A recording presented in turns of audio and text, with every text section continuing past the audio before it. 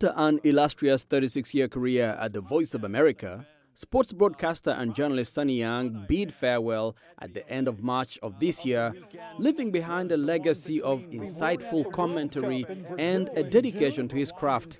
From covering the electrifying atmosphere of the World Cup in South Africa in 2010 to countless other sporting spectacles across the continent, Sonny always brought the passion of the game to his audiences in Africa and beyond. His distinctive voice and astute analysis have left an indelible mark on the world of sports broadcasting, earning him the admiration of fans and colleagues alike. And as he embarks on the next chapter of his journey, I asked Sonny to look back at his career, to also look at the evolution of sports journalism, and most importantly, how he will be spending his time in retirement. Sonny, thank you so much for joining us. It's good to see you, man. Jackson, can I be upfront with you? Yes, you can. It's a pleasure to join you here on Upfront. Listen, Sonny, it's been such a pleasure working with you over the years. You and I have chopped it up in studio, covering different sports tournaments around the continent. On a somber note that you're leaving us. But listen, I'm so proud of the work that you've done. Let's start off with how and when you started in sports journalism. What initially drew you to this profession, and how did your passion for sports influence your work over the years? Well, Jackson, it really dates back to my boyhood. I mean, I love sports growing up. In fact, I played, without exaggeration, probably at least 10, maybe a dozen different sports. Basketball, baseball, football at an organized level. Played soccer, intramural soccer in high school. It wasn't exactly popular, but I played dodgeball, played tetherball. Tetherball. And I tetherball, where you have this sort of like this one ball and you knock it around. Oh, yes, I've seen it. Okay. And you knock it around this sort of like post. Yeah. But you're a busy kid. And my younger brother and I, we had like cutthroat ping pong or table tennis battles. Yes. In fact, our table tennis table when I was growing up had all these notches on it because we're like slamming the racket. You get frustrated when you lose. I know what you feel. But did you always know that this is what you wanted to do out of school? Well, I will say I didn't know that I wanted to be a sportscaster, but I can say I loved radio growing up as a kid. Listened to a lot of radio, listened to a lot of local radio, listened to a lot of sports radio. Much different than today. It was actual live sportscasts of various sporting events. Right. But I've always loved radio, always loved sports. I was a journalism major in college, University of New Hampshire. And, I can't say it's a surprise that I ended up doing what I did, but I do feel like I followed my passion. University of New Hampshire, but I feel like you have a certain passion for the Terps, as you can Love see. the Terps. Go Terps. As we talk, it's March Madness, so I got to remember 2002. The Maryland Terps won their one and only national championship. Yeah. But it's been. In fact, the starting guard on that team was Steve Blake, and I one of the guys I sort of bumped into unexpectedly. I was on a VOA assignment up in Boyd's, Maryland. There's a place called the Soccerplex, and I went there to interview a Nigerian soccer player who was playing for the Washington Spirit. And Steve Blake was there conducting a basketball camp. And so he runs by me and I go, I know you. Are you Steve Blake? And then he turns and he looks at me and he's wearing a Steve Blake basketball camp t-shirt. So I guess it is Steve Blake. I'm sure, Sonny, you have a lot of those type of anecdotes over the years. I mean, 37 years, man, that is a legendary career that you've had. Oh, thank you, Jackson. And you cover a lot of sports, especially, soccer, because it's the most popular sport in Africa. But what is your favorite sport and, I guess your favorite all-time sport? Well, I have to say it is right here. That's the reason why we have this. That's why we brought it, right? That's why we brought it. No, I played basketball in high school. Got dunked on. Here's a story. Got dunked on by Harold Presley. He played for Villanova's national championship team in, I think it was 1985. Played in the NBA a little bit, and I had the misfortune of guarding him in a pickup game. And he walked into the gym wearing those like boat shoes, those canvas boat shoes. Just took the ball and just dunked right on me. And so that was, that was my short-lived. I knew I wasn't going to make it to the NBA at that point. You destroyed your career there. But yeah, so I mean, I've actually met athletes sort of, like I said, unexpectedly, but it has been because of my love of sports. Yeah. That's the reason. And who is your favorite basketball player? Good question. Good question. Loved Dr. J growing up. Julius Erving was one of my favorites. The other guy I got to mention, Dave Cowens. He was one of my favorites. And they both played against each other way back when in the 1970s. Today, who's my favorite basketball player today? I mean, that's a good question. Love LeBron. I love everything LeBron does on the court. I got to tell you, the one player I've been following a lot lately, Wemby. Wemby for San Antonio. I mean, that guy is just unbelievable. I mean, as we talk, if he stays healthy, it's his rookie season. Yes. That guy is doing things I've never seen anyone do at that height. I mean, he's just an incredible player. I think one of the players over the years that you've told me about, you've talked about often is Hakeem Olajuwon. Loved Hakeem. Why was Hakeem the Dream instrumental to the game of basketball Dream over Shake. the years? Dream Shake. I mean, he was Hall of Fame player. I consider Olajuwon, personally, I consider him the greatest basketball player Africa has ever produced. He came from Lagos, and he grew up playing soccer. And I think because of playing soccer, it really developed his footwork. And when he came here to the States, he played for Houston at an undergraduate level. And, he was fine-tuning his game there, but I loved watching that guy play. He won back-to-back titles, I think, with the Rockets back in the 90s. Back in the 90s, but yeah, I think he has influenced a lot of the current generation of African players. Absolutely. Players like Giannis Antetokounmpo, other big men from Africa. Embiid, yeah, the Embiids, Joel Embiid, Siakam, yes, Siakam, yes, and I can't forget my man Dikembe Mutombo. Absolutely, another great. Shout out to Dikembe Mutombo. I met Dikembe a couple times, and on one occasion he did his not in my house, Sonny, not in my house. So, Sonny, share with us some of the highlights and memorable moments from your time covering sports here at the Voice of America. Great question, Jackson. I have to go back to my very first trip to Africa, which was in 2001.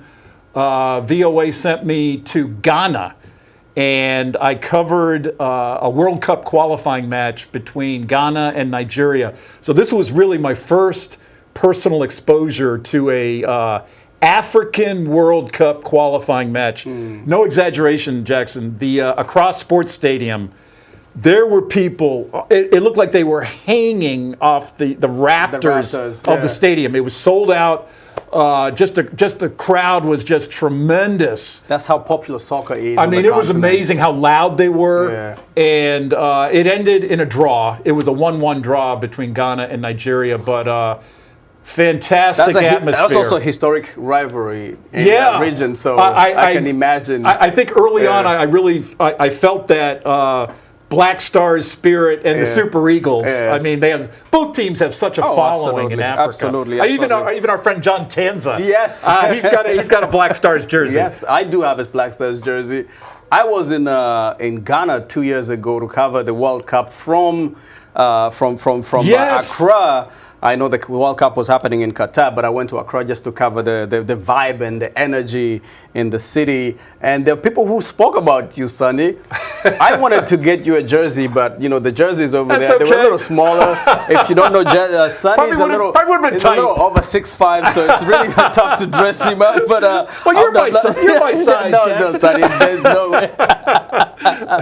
So, Sonny, let's look back at your career. and maybe look forward. As you reflect on your career, what do you consider to be the most significant changes or developments in sports broadcasting during your tenure here? From a technological standpoint, Jackson, since I started, I came into the Voice of America pre-internet, pre-email, and just on that note, things have changed dramatically.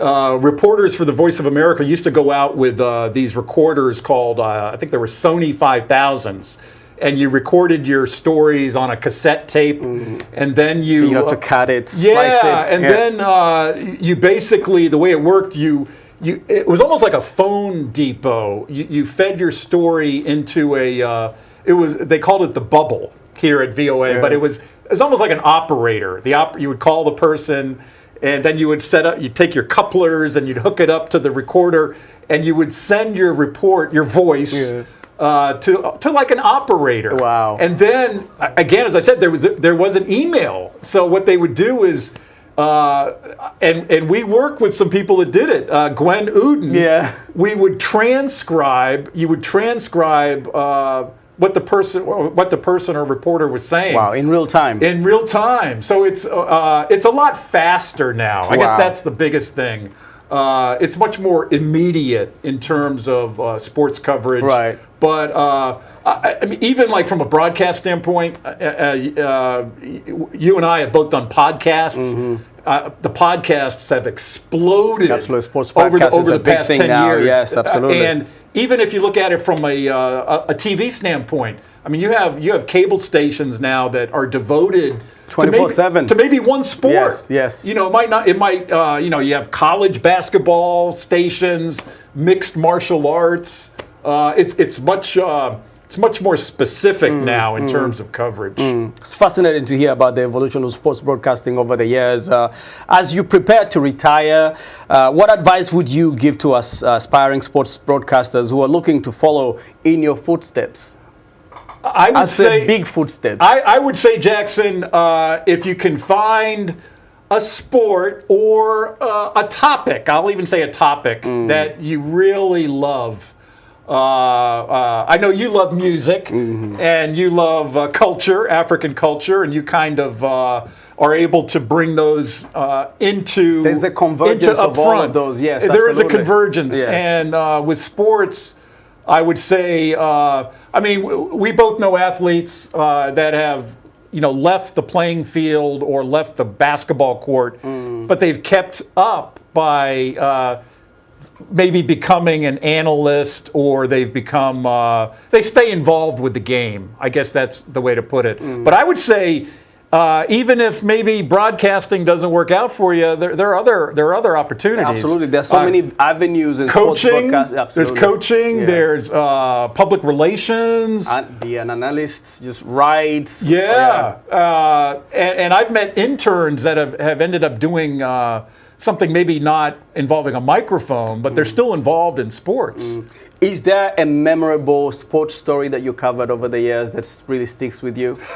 Again, this goes back to technology, and I'll kind of make it quick. Voice of America in 1991 sent me to Atlantic City, New Jersey to cover the Evander Holyfield, George Foreman fight. And I took this Tandy word processor. It was almost like made out of plastic. They used to call them trash tandies. Trash tandies. So as I got to when I got to the boxing arena in Atlantic City, it was like bleacher seating for the media, and we were way high up. Well, I got to the very top, and as I was sitting down, I accidentally dropped my tandy. Oh no! And as it slowly, I watched it. It was sickening as it came down, splintered into 1,000 pieces. So I called the overnight assignments editor at VOA. Yeah. I still remember his name, Bill Kaufman, and I said, "Bill, I won't be filing text tonight." No text, Bill. Rough day. So it was memorable, but yeah, those kind of situations, right. You remember those, and it was fun. Do you remember a game that you covered, maybe a basketball game, a soccer game? I'll tell you one, and it was unexpected. 2002 World Cup.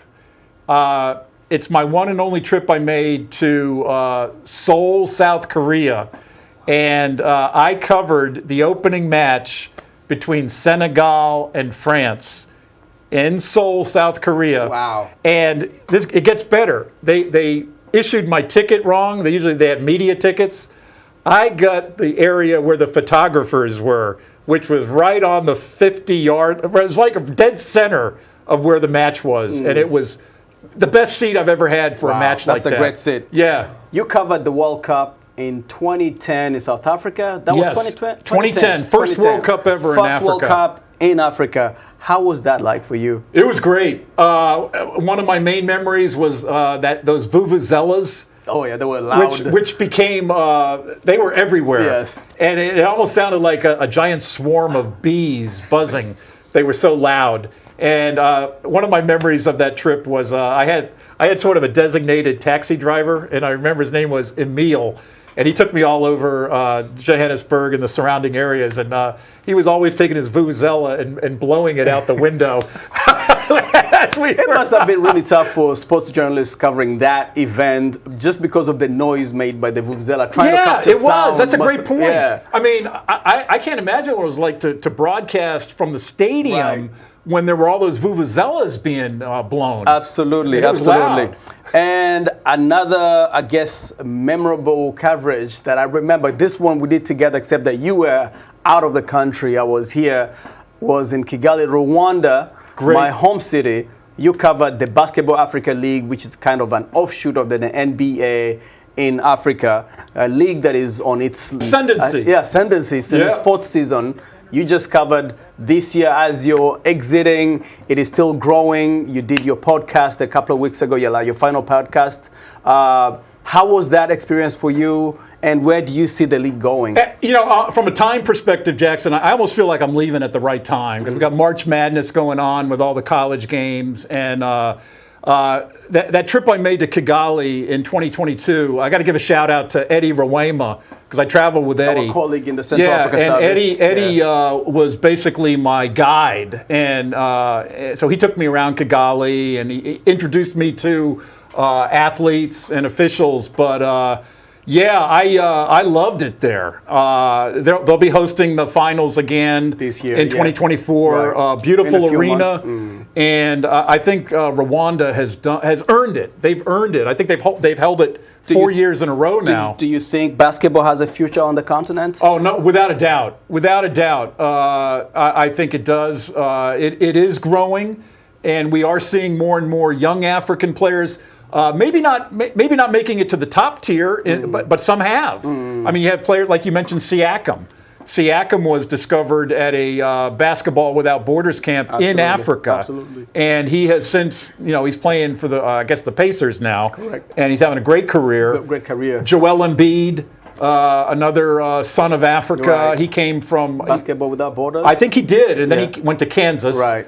And so, some of these players are I think they're much more widely followed now.